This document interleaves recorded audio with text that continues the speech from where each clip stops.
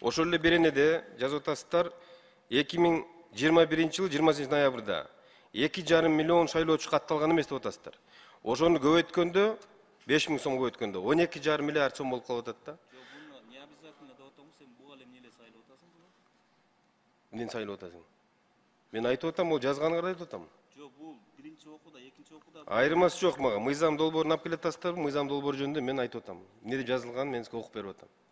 5 000 сом жок дедиңиз, мынакей бар деп атам. Өзүңөр жазып атасыздар деп атам.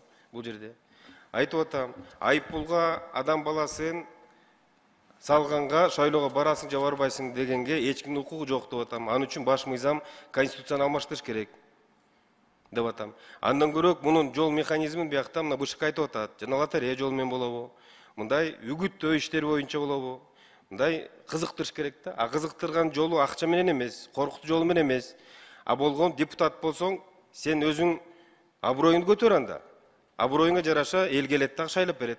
Аброюң жок болсо, күчтөп сен мага бас кел болуп келбесең мисалга айыппулга жыгам деген анда эч ким барбайт ага.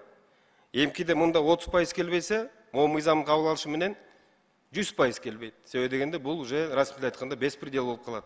Ошол нерсени сизге жалпак тилинде акырын түшүндүрүп айтсам, сиз сайлап атасыз. Сайылган жок, мына болгон ушул мыйзам долбоор жөнүндө айттым. Жакшы сүйлөчү. Мындай, короче, мындай да, эме, Эмиль Эрикович, мен айтам, бул мыйзам башында кирген.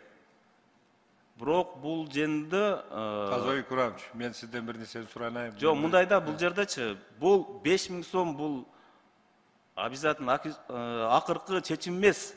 Депутаттардан сунуш келип атат. Экинчи окууда айыппулду алып, латералдык сунуш менен ошо ар бир партия же